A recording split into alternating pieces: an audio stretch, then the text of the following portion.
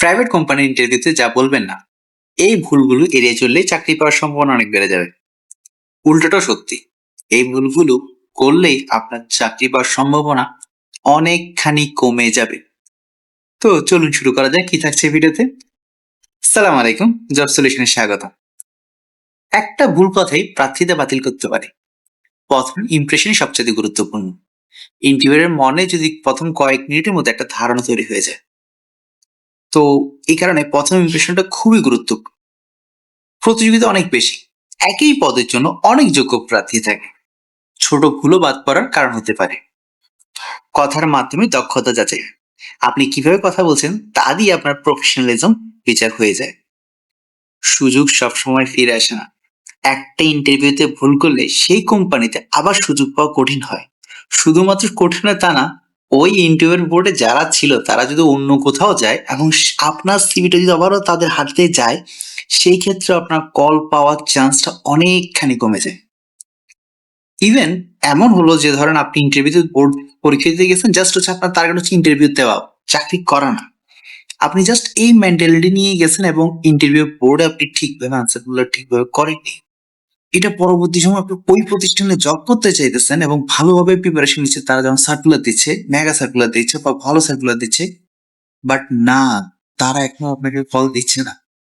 অথচ তারা এর আগেই যে আপনাকে সুযোগটা দিচ্ছে, সেখানে আপনাকে দেখা গেছে আপনাকে ইন্টারভিউ জয়েন করার জন্য তারা আপনাকে নিতে চেয়েছিল।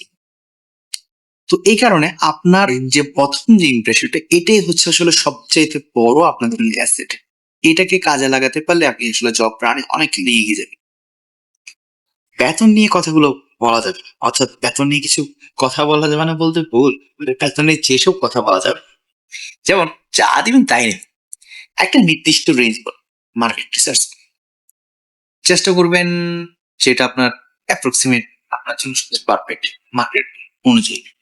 দেখতেছি যে আপনার ইন্টারভিউয়াররা আসলে এই রেঞ্জে আসলে নিতে চাচ্ছে না, তাদের রেঞ্জটা আরো অনেক বেশি নিচে বা খুব বেশি পার্থক্য। তাহলে সম্মানের সাথে তাদের সাথে বিদেয়। আর যদি মনে করেন যে না, আপনি আসলে প্রতিষ্ঠানের জন্য কাজ করতে আগ্রহী, তাহলে আপনি আপনার এক্সপ্রেশনটা দিবেন। আবার এটা বলতে যাবেন না আমার টাকার খুব দরকার। আপনার মূল্য ও দক্ষতার মধ্যে কথা বলুন। আগের কোম্পানি কম দিত তাই বেশি চাই, নিজের অভিজ্ঞতা ও স্কিলের ভিত্তিতে যুক্তি দিন। বেতন নিয়ে আমার কোনো আইডিয়া নেই, প্রস্তুতি নিয়ে আসুন, রেঞ্জ জেনে আসুন। রেঞ্জ না জেনে হুটহাট এ ধরনের কথা বলবেন না। তবে অনেক ক্ষেত্রে এ ধরনের উত্তর, যেসব ইটের বোর্ডরা আসলে অতটা ভালো না, অনেক সময় এরকম হয় আমাদের বাংলাদেশের সিচুয়েশনে, তো তাদের ক্ষেত্রে কিন্তু এ ধরনের আনসার অনেক সময় তাদের জন্য খুব ইফেক্টিভ হয়। বাট এটার পার্সেন্টেজ হচ্ছে 2 থেকে 3% বা highest 5%। But most of the আসলে যারা আসলে আপনাকে ইন্টারভিউ নিচ্ছে তারা খুবই প্রফেশনাল এবং তারা অনেক বেশি জানে বিধায় আপনার থেকে আসলে ইন্টারভিউটা নিচ্ছে। তো সুতরাং আপনি নিজেকে সেভাবে প্রিপেয়ার করুন। আগের কোম্পানি বস নিয়ে যেসব কথা বলতে যাবেন না, যেমন আমার বস খুবই খারাপ ছিল, আমি নতুন চ্যালেঞ্জ এবং গ্রোথের সুযোগ করছি, এটা বলবেন। বাট আগে খারাপ কি ছিল না ছিল এগুলো এত কিছু বোঝানোর দরকার নেই। কোম্পানিটা একদমই ভালো না, পেশাদার পেশার সীমাবদ্ধতা তুলে ধরেন, প্রয়োজনে এড়িয়ে যান, দরকার নেই। আমার সহকর্মীরা অপদার্থ ছিল, মানে আমি নিজে একটা কিছু টিম ওয়ার্ক নিয়ে ইতিবাচক অভিজ্ঞতা শেয়ার করুন, এটা আপনাকে আরো বেশি আপডেট করে দেবে।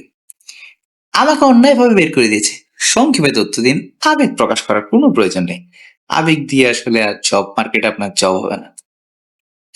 দুর্বলতা প্রশ্নে যা বলবেন না আমার কোনো দুর্বলতা নেই, এটা একটা মিথ অর মিথ্যা কথা টাইপের। প্রত্যেকটা মানুষের কিছু না কিছু উচ্চ দুর্বলতা থাকে, তবে সেগুলোকে খুব সুন্দরভাবে তুলে ধরা। আমি একবার একটা তাহসানের অনেক ছোট তখন, তখন তার ইন্টারভিউটা দেখতেছিলাম, তখন তাকে ইন্টারভিউ জিজ্ঞেস করতেছিল যে ভাই আপনার দুর্বলতা কি, তখন তিনি বললো যে আমার সবচেয়ে বড় দুর্বলতা হচ্ছে এই কথাটা, যখন সে বলতেছে আমার সবচেয়ে খুব বড় দুর্বলতা হচ্ছে, তখন আমি ভাবছিলাম যে অনেক বড় তার দুর্বলতা, কোনো কিছু সে এক্সপোজ করতে যাচ্ছে। এরপর সে আনসার দিল যে আমি মানুষকে খুব সহজে বিশ্বাস করি। ওয়াও! মানে তার যে দুর্বলতা সেটাও কতটা সুন্দর হতে পারে, সে তার এই উত্তরটার মধ্যে কিন্তু সে দিয়ে দিচ্ছে। তো এই ধরনের উত্তরই কিন্তু আসলে ইন্টারভিউয়াররা আসলে শুনতে চায়। ঠিক আছে? তো আপনি আপনার মতো করে প্রিপারেশন কিভাবে আপনি আপনার আনসারটা দিতে পারেন। আমি অলস স্বভাবের, আমি কখনোই প্রফেশনাল হয়ে যাই এমন বলতে পারি, অর্থাৎ আমি খুব কাজের ব্যাপারে খুবই সিনসিয়ার হয়ে যাই এবং খুবই বেশি নিখুঁত হওয়ার চেষ্টা করি, তখন আসলে আমার সময় বেশি লাগবে, অলস হবেই এটাই। বাট আমি অলস প্রকৃতির, আমি খুব সময় সাপেক্ষ নিয়ে কাজ করি, এত কিছু বলতে যাবেন না। আমার টাইম ম্যানেজমেন্ট ভালো না, ইমপ্রুভমেন্টের জন্য কি করছেন তাই বলুন, এভাবে বলতে যাবেন না। আমি খুব রাগী মানুষ, যে কোনো নেগেটিভ ট্রেড সরাসরি বলা থেকে এড়িয়ে চলুন।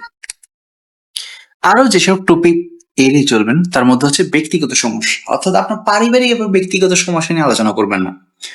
ফোন ব্যবহার করবেন না ইন্টারভিউ বোর্ডে চলাকালীন সময়টাতে, এবং চেকও করতে যাবেন না। অন্য ক্যান্ডিডেট সমালোচনা করতে যাবেন না। অন্য প্রার্থীরা কোন ধরনের সমস্যা থাকলে তা নিয়ে আলোচনা করবেন। ইভেন দো আপনি ইন্টারভিউতে থাকা অবস্থায় অন্য ইন্টারভিউদের সাথেও বেশি কথা বলতে যাবেন না, খুব হাসাহাসি করতে যাবেন না। অনেক প্রতিষ্ঠানের ক্ষেত্রে এটাকেও খুব ভালো চোখে দেখা হয় না, অর্থাৎ প্রত্যেকটা এখানে প্রতিযোগী, তারা আসলে এখানে বন্ধুত্ব করতে আসেছেন, এই জিনিসটাকে অনেক জায়গায় আসলে ভালো হিসেবে দেখে না। হয়তো বা আপনার কাছে আপনি খুব ফ্রেন্ডলি মানুষ, আপনি মনে হতে পারেন যে না এটা আমি তো করতেই পারি। ইয়েস, আপনি করতেই পারেন, সমস্যা নেই। বাট ইন্টারভিউ বোর্ডে অনেক থাকে যাই এই ধরনের বিষয়গুলো আসলে ভালোভাবে দেখে। রাজনীতি ও ধর্ম ও বিতর্কিত বিষয়ে মতামত প্রকাশ করা থেকে বিরত থাকুন। মিথ্যা মিথ্যা তথ্য সিভিতে অভিজ্ঞতা নিয়ে কথা বলবেন না, এটা আপনার সহজে ধরা পড়বে। যে জিনিসটা জানেন সেটা সহজে সহজে বলে দিন যে না আমি এটা জানি না বা এই মুহূর্তে মনে পড়ছে না, কিন্তু কোনো কিছু বানায় বলতে যাবেন না। অহংকারী মনোভাব, আমি সেরা টাইপ, ওভার কনফিডেন্ট টাইপ কথা বলা এড়িয়ে চলুন। বডি ল্যাঙ্গুয়েজে যে ভুলগুলো হয়ে থাকে সাধারণত, বা অস্থিরতা দেখানো, শান্তভাবে বসুন, হাত পা স্থির রাখুন, হাসি মুখ না দেখানো, স্বাভাবিক হাসি রাখুন, ফ্রেন্ডলি থাকুন। চেয়ারে একদম হেলান দিয়ে বসা, যেটাকে বলে স্ল্যাচিং, না না, সোজা হয়ে বসুন, পেশাদার ভঙ্গি বজায় রাখুন। আপনার প্রশ্ন করার সময় যা এড়াবেন, আপনাকে যখন জিজ্ঞেস করবো আপনার কোনো প্রশ্ন আছে কিনা, তখন যদি বলেন না কোনো প্রশ্ন নেই, এটা আগ্রহের অভাব মনে হয়। অবশ্যই আপনার তাদের প্রতিষ্ঠান সম্পর্কে বিভিন্ন জিনিস আগে থেকে জেনে আসবেন এবং সেই রিলেটেড ভালো কোয়েশ্চেন করবেন, যেটা আপনার কাজের সাথে রিলেটেড সেই ধরনের কোয়েশ্চেন করলে সেটা আপনাকে আরো বেশি ইফেক্টিভ মনে হবে। প্রথমে ছুটি, বোনাস, স্যালারি কেমন দিবেন বা কতদিন পর বাড়বে ইত্যাদি ইত্যাদি কথা বলা থেকে একটু বিরত থাকুন। আর একই প্রশ্ন বারবার জিজ্ঞেস করতে যাবেন না। যতটা সম্ভব প্রিসাইজ থাকার চেষ্টা করবেন, সংক্ষিপ্ত, যতটা সম্ভব সংক্ষিপ্ত থাকার চেষ্টা করবেন। পরবর্তীতে জিজ্ঞেস করুন টিমের দৈনন্দিন কাজ কেমন, সাফল্য কিভাবে পরিমাপ করা যায়, হ্যাঁ, তারা কি কি কাজ করে এবং কি কি প্ল্যান রয়েছে তাদের, ইত্যাদি ইত্যাদি। মনে রাখার মতো 6টা গোল্ডেন রুল হচ্ছে: সবসময় ইতিবাচক ভাবে কথা বলুন, নেতিবাচকতা এড়িয়ে চলুন, প্রশ্নের সরাসরি এবং সংক্ষিপ্ত উত্তর দিন, ঘুরিয়ে বলবেন না, আগের কোম্পানির বস সম্পর্কে পেশাদার ভাষা ব্যবহার করুন, প্রস্তুতি নিয়ে আসুন, কোম্পানি সম্পর্কে রিসার্চ করুন, আত্মবিশ্বাসী থাকুন এবং বন্ধু অহংকারী নয়, সৎ থাকুন, মিথ্যে তথ্য কখনো দিবেন না। এই ভুলগুলো এড়িয়ে চললে আপনার চাকরি আপনার হবে ইনশাল্লাহ। আত্মবিশ্বাস, প্রস্তুতি এবং পেশাদারিত্ব, এই 3টি সফলতা চাবিকাঠি। Stay positive, be honest, be confident. ইনশাল্লাহ দেখা হচ্ছে পরবর্তী কোনো জব সলিউশনের ভিডিওতে। ততক্ষণ পর্যন্ত ভালো থাকুন, সুস্থ থাকুন, সুন্দর থাকুন। সালামু আলাইকুম।